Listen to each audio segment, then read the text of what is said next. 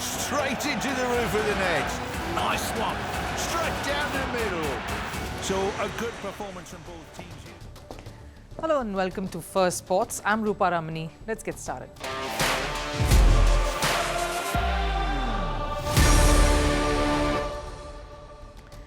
On the show today, the tussle of the modern-day sports person. What is it like being stuck between two sides that want you, one for the money and the other for national duty? Seems to be the theme of the show today. In one story, we ask, is the Indian Premier League one of the most lucrative leagues in the world, a platform, an event that is even bigger than a World Cup?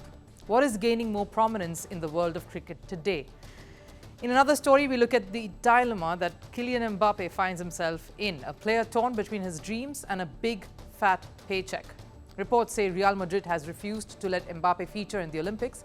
What is the backlash that we can expect, and is this fair game? All is fair in war and jibes. That's what Magnus Carlsen truly believes. After terming Ding Liren, the world champion, broken, Liren retorts saying, "I'm fixing myself." But how ready and prepared is he ahead of facing India's candidates champion winner Gukesh? And sports is a great leveler. Ask USA cricket team that has stunned the world by beating Bangladesh and clinching the T20 series ahead of the T20 World Cup. Is that how the World Cup is going to pan out as well? I'll tell you more as the show goes on, but first, a look at the headlines in Sports 360. Starting with football, Barcelona have sacked head coach Javi Hernandez after a trophy-less season. Javi has been at the helm for 3 years now. Javi will take charge of the team's final La Liga match, that's the Sunday at Sevilla, before leaving. According to reports, former Germany and Bayern Munich manager Hansi Flick will replace him. Over in cricket, India's cricket board, or the BCCI, has denied approaching former Australian cricketers for the head coach role. This comes a day after Ricky Ponting said that the board officials had wanted him to take up the top job, but he declined. Justin Langer, his former teammate as well, who's the coach of the Lucknow IPL franchise, made a similar claim. While BCCI chief selector Jay Shah didn't take any names, though, he said any such information reported was completely false. Sri Lankan cricket officials have said the country's T20 league will go ahead despite the arrest of a team's British owner over match-fixing allegations. Tamim Rahman, owner of the Dambulla Thunders, was taken into custody earlier this week. Tournament organisers have said that new owners will come in to take charge of the team. France's top goal scorer Olivier Giroud has hinted that he might not play after next month's European Championship. Giroud has made 131 appearances for France and was a key part of its World Cup winning squad in 2018. During an interview, he said, and I quote, "This will be my last competition with Le Bleu." And tennis ace Rafael Nadal has been handed a tough draw for his opening round at the French Open that's going to start in a while from now. He's set to face fourth seed Alexander Zverev of Germany. Zverev enters the tournament in red-hot form, having won the Italian Open just recently. Nadal, in fact, made his comeback to the circuit this year after a year-long layoff due to a hip surgery.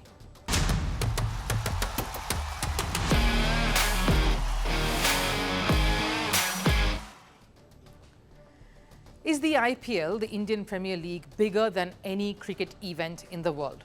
That's the question. The league that India curated and launched in 2008, nearly 17 years ago, has become one of the most lucrative leagues across the world. The biggest names in this sport come over to be a part of this. It's one of the biggest money-spending cricket events the world over. So is this even bigger than the T20 World Cup that's around the corner and coming up next month? Let me give you some numbers first. We'll look at the richest leagues in the world. NFL, the National Football League, it's number one, according to a report that just released a few months earlier this year. No surprises there. Taylor Swift and Kelsey saga was another added push and a fillip to an already cash-rich, eyeball-grabbing league. They have an $18.6 billion revenue. Number two is NBA. Again, no surprises. National Basketball Association consumed massively and a revenue generator of $10.58 billion. Baseball, but of course, Major League Baseball boasts of a revenue of $10.32 billion.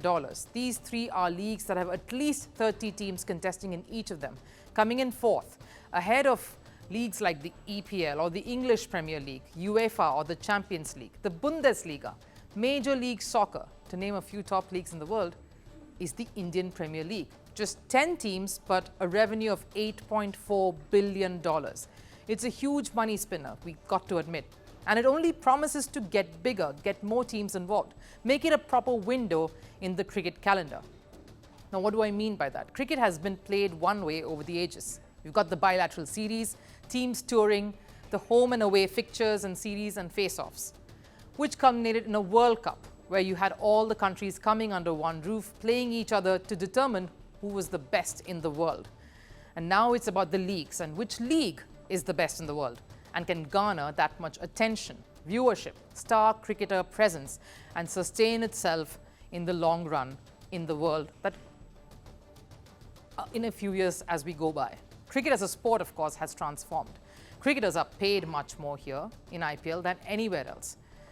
And that's only logical. And recently, two Australian cricketers, Pat Cummins and Mitchell Starc, went for big bucks at the auction in December last year. They were two of the most expensive buys in the history of IPL. So it isn't surprising that the Australians, the key players of the national side that is about to, of course, play the T20 World Cup, including Starc, Cummins, Travis Head, to name a few, have stayed back to play the remaining IPL despite a World Cup days away and warm-up matches all lined up. The Aussies are going to directly appear on the tournament opener on the 6th of June against Oman. The franchises have paid millions for the players, and they feel the presence is key for the fortunes of their side. But contrastingly, England players were firmly asked to leave a week earlier to get their preparations going for the World Cup, which left some commentators, like former India captain Sunil Gavaskar, fuming. I am all for players choosing country before anything else, but having assured various franchisees about their availability for the full season, it will be letting down the franchisees if they pull out now. The franchisees should not only be allowed to deduct a substantial amount from the fee that the player was bought for, but also not give the board, to which the player belongs, the stated 10% commission of the fee that each player gets. England players, he says, had no business ditching their franchises. There was a few other commentators who made the same comment. When they are being paid for a full season, they ought to be there. There were many of them who left their franchises in crucial stages, like Jos Buttler, Will Jacks, Moeen Ali, Johnny Bairstow, Liam Livingstone, of course, to name some of them. England are defending champions of the T20 World Cup. They were defending champions of the ODI World Cup, and we saw how that panned out for them. But the buzz or noise is owing to all of this. Is IPL clearly a bigger deal than the T20 World Cup? I'll show you some more numbers. What I will show you are from some years ago, yes, but they tell a very significant story. Both IPL and the T20 World Cup, in fact, came about the same time. The first IPL edition was in 2008, the first T20 World Cup a year earlier in 2007. IPL had an overall rating of 4.81%, that's the TVR. The T20 World Cup, an overall rating of 2.37%. India's group matches and their Super 8 clashes, which were the knockouts, showed a rating of 4.8%. This is, of course, barring the final. The final was much higher. While the league matches in IPL 2008 got a TVR of 4.6%, and it was as high the next year too. In fact, a tad higher than that. A T20 World Cup that India won, that saw MS Dhoni making it and creating magic for the first time in the world, still had an overall viewership that was lesser than an inaugural IPL edition, which saw Rajasthan lift the title. Sure, it's many years earlier, but the dynamics of the IPL's evolution hasn't changed. It hasn't diminished. It's only magnified and grown, whether it's in terms of worth or the money the players earn or the stature itself of the league, which is why the question is IPL a much bigger event. A T20 World Cup that is happening in USA for the first time, in fact, has all India matches at 8 p.m. India time, IST. So the viewership remains intact.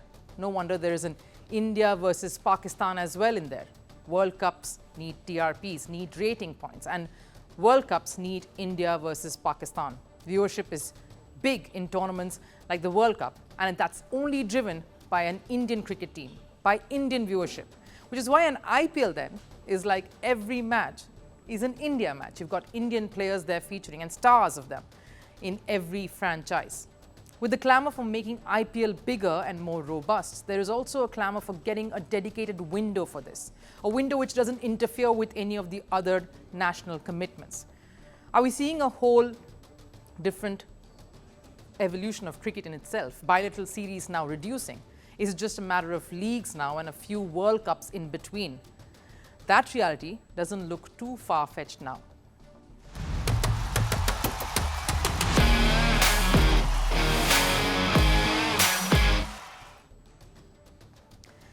The Kylian Mbappe and Real Madrid saga has been on for years now. Two giants who want to get together, but the controversy around them doesn't seem to end.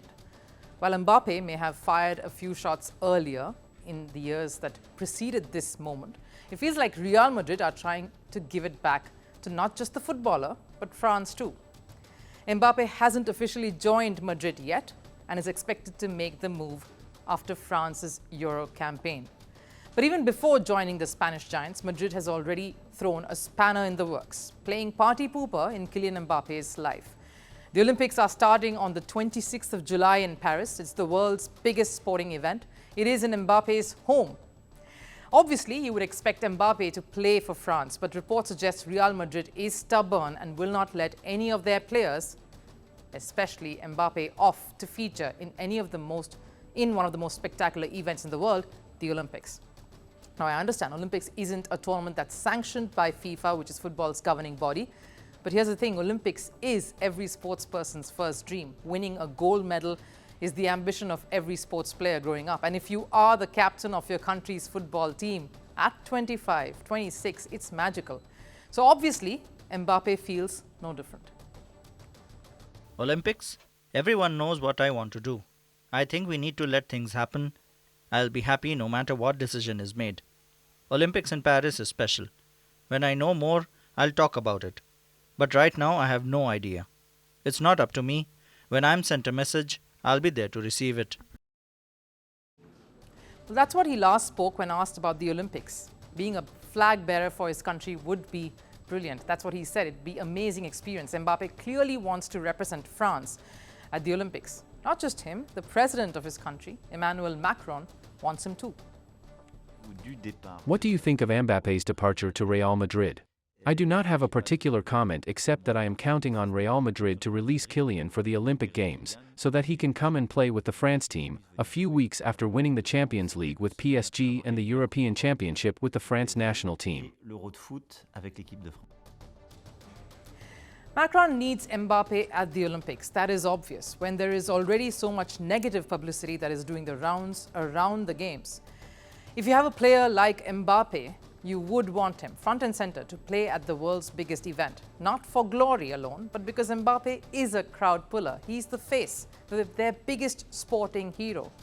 He needs to be there to lead the contingent right in the front. The president wants him, the country wants him. That wax statue of his, which was unveiled at Madame Tussauds just a week ago, has Kylian Mbappe wearing the French jersey, shining and proud French footballer in all his glory.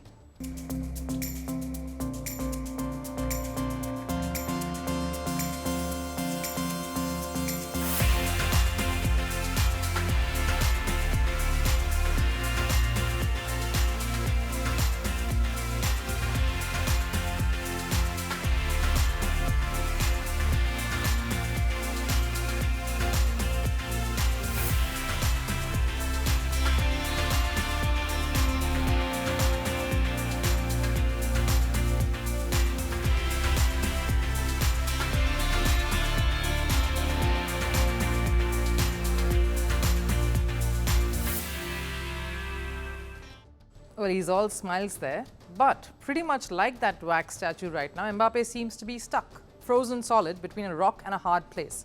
He hasn't joined Real Madrid just yet, but it's just a signature across the dotted line that remains. In effect, he already belongs to Real Madrid. That's the impression we get. The club is very firmly calling all the shots even before he's shot a goal for them. While the world thinks that Olympics is the mega event, Real Madrid could care less. They think, who needs a shiny gold medal when you can have a Galactico on your books? For the Real Madrid boss, this is business. Their biggest signing is Kylian Mbappe. They have spent money on him and he needs to do as he's told. when there is a club commitment on the line and there is bigger politics at play here as well. Reports of Real Madrid not allowing Mbappe to take part in the Paris Olympics came after French President Macron and Real Madrid President Perez met on the sidelines of an event to celebrate FIFA's 120th anniversary. That happened just some days ago. And we all know how much Macron wants Mbappe to play for France. They met, they talked, and clearly nothing's come of it. We're sure Macron would have mentioned Olympics, a big deal that for him and his country, not so much for Perez, the man who's helmed the Galacticos from his glory days. His big concern is his key players picking up injuries. The squad already has a host of star players, of course, and Jude Bellingham, Vinicius, Thibaut Courtois, and Mbappe hasn't joined them yet. Clearly, Perez is holding his cards close to his chest and playing this the way he wants to, so that he can control the outcome the way he wants to. There would be grudge from the past here too, where President Macron had backed Mbappe and urged him to stay back at PSG, at Paris Saint-Germain, the French club, instead of moving to Real Madrid the previous occasions. So Mbappe seems to be stuck right in the middle of a high-stakes game. A skirmish of sorts. Shouldn't the player be given the decision to make? Take Tottenham, for example. Heung-min Son was allowed to participate in the AFC Asian qualifier despite Tottenham being at a crucial stage in the Premier League. In the IPL too, as we know, we saw key England players leaving the league to get together with their squad before the T20 World Cup. The club haven't held them back. It's a decision made by the players and their associations. Real Madrid, calling the shots here, demanding Mbappe's time, makes me ask, where should the line be drawn? Because we asked similar questions when the IPL, the Indian Premier League Lucknow franchise owner Sanjeev Goenka was seen schooling KL Rahul, his captain, after a loss, right there on the field for all to see, even before he had caught his breath. How much ownership can a team boss truly have and display despite spending the big bucks? Yes, there is money riding on every player, but this is the Olympics. It doesn't come every year. It's something every player grows up dreaming to be a part of. Does Perez need Mbappe to pay for his price tag by giving up on his dreams?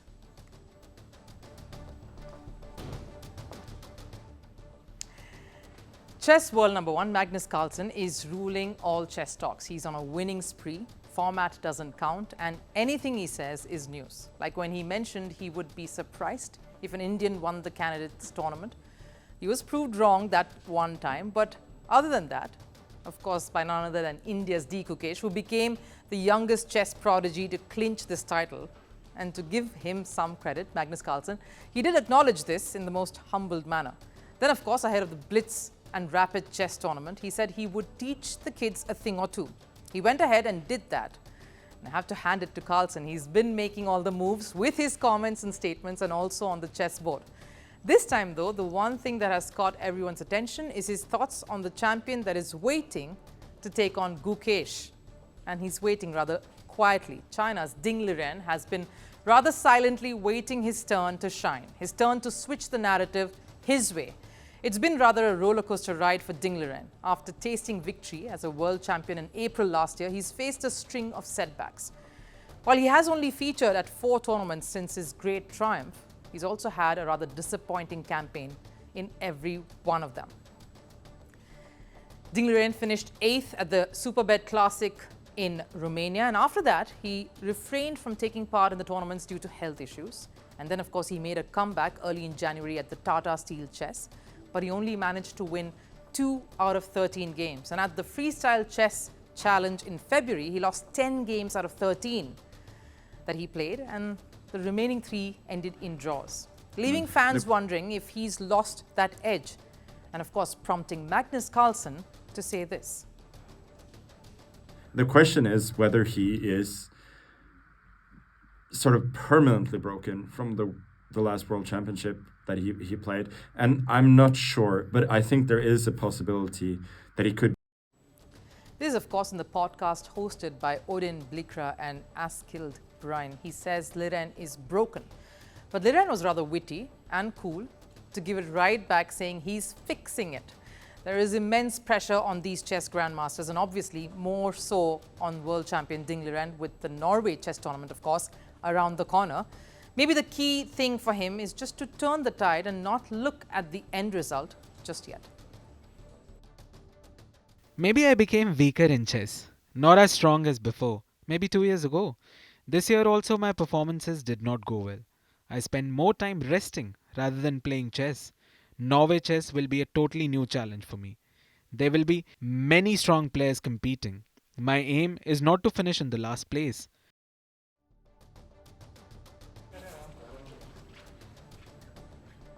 He's at least seeing the lighter side of this, but a world champion saying that he intends to not finish last pretty much sums up the rough patch Liren is going through. And in the middle of this slump is when Gukesh started making waves. Liren will face Gukesh in the World Championship final to defend his title. While the dates and venue haven't been announced yet, it's expected to take place somewhere between November and December. And Liren is much excited to face someone he says is a reflection of his own younger self. I have a very good score against Gukesh. I beat him twice in Vaikanze with black pieces. But in November, he'll be a new player and not the same from Vaikanze. It will be a new challenge for me. Sometimes I see him as a version of me, and we do share similarities between our playing style and characters. The face-off that is most anticipated is still a while away, yes, but as he enters the Norway chess tournament, ranked 7th, facing him and whom he would have to take on are world number 1 Magnus Carlsen, Fabiano Caruana, the second ranked player Hikaru Nakamura, the world number 3, and India's prodigy Pragyananda. He'll be competing against these challengers, and clearly it'll show where Ding Liren stands in his recovery stage. The stakes have never been higher, and while Liren claims that he's getting better, he still has the task of reclaiming his throne and silencing his critics. United States of America is a sporting giant when it comes to leagues and league-based sport like the NFL, MLS, or the NBA. They dominate Olympics.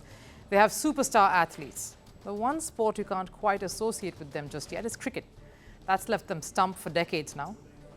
Or so you think. This week, the USA cricket team did something special. They beat Bangladesh, an established cricketing nation, back-to-back in a T20 series. The 19th ranked side has clinched a T20 series against the 9th ranked Bangladesh side. With the T20 World Cup set to be co-hosted by the United States and the West Indies next month, is this the perfect curtain raiser to cricket's expansion in the Americas? Has T20 cricket leveled the playing field?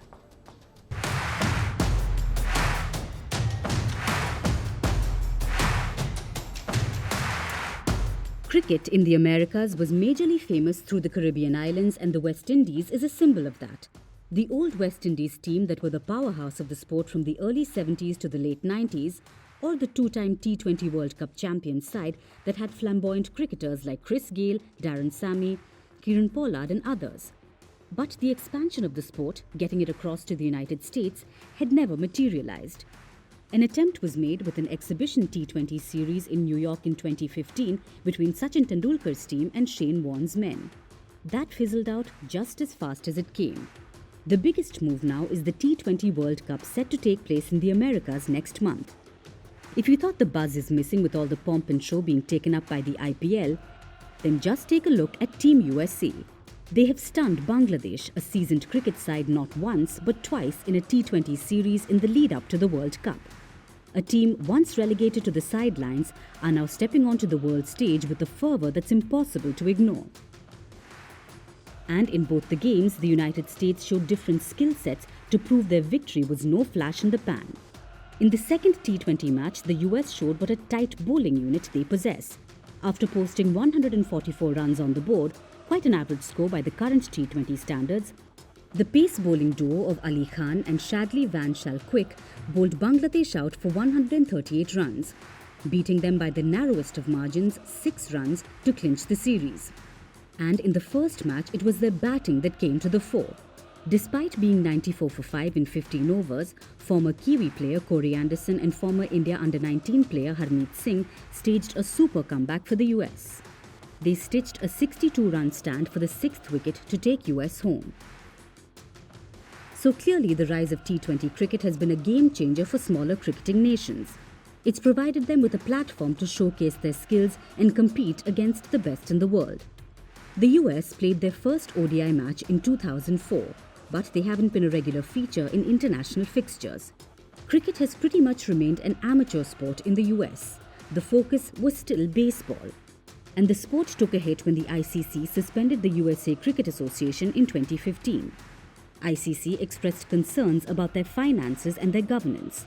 The national team could still compete, but the funding from the ICC for the growth of the sport came to a grinding halt. It was only in 2019 that a new sanctioning body known as USA Cricket was officially admitted by the ICC as a fresh associate member. Which is why the T20 World Cup coming up is extremely crucial for the country. But cricket's growth here isn't just about the game growing, it's about the stories it inspires, the dreams it ignites, and the bonds it creates. Many of the players playing in the squad have either Indian or Pakistani roots. Some of them are former international players who have played for other countries, like Corey Anderson. He represented New Zealand in 97 international matches. Or Harmeet Singh, who played for India under-19 before making his move to the States.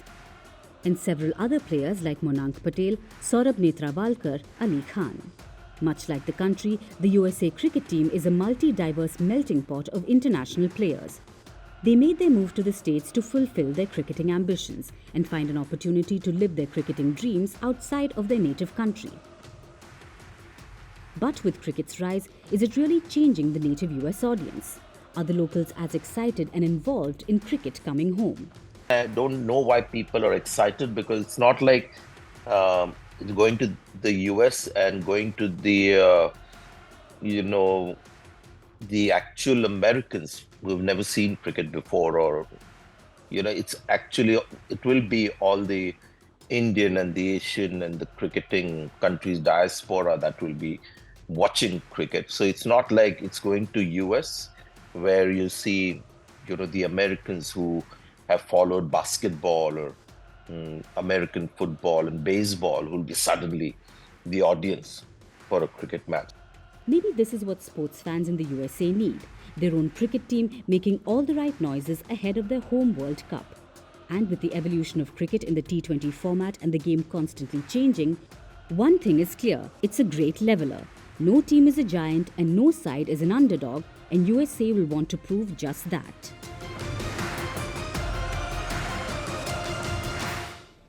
Time for last serve. The buzz around Olympics continues. Paris has unveiled the podiums for the games. The mascots had a fun time at the reveal. The podiums serving an eco-friendly message as well. Take a look.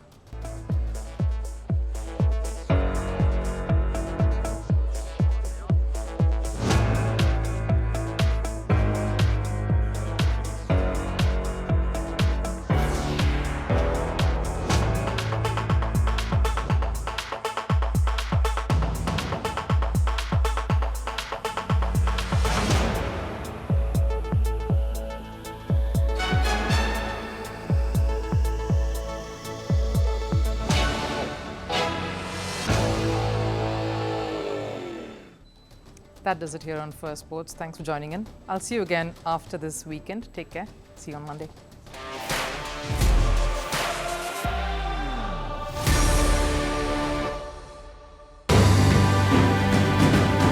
Firstpost reports from the world's second largest continent. Hello, I'm Alison Lagrange. A very warm welcome from Durban, South Africa. We get you the news and the newsmakers from Africa. South Africa goes to the polls on the 29th of May. I will track the election and bring you ground reports. Is it the end of the road for the African National Congress? And will former President Jacob Zuma stage a dramatic comeback? From elections to climate change to innovations and opportunities. As the world's attention shifts, we report from Africa, the heart of the global south. Join me every weekday live on Firstpost.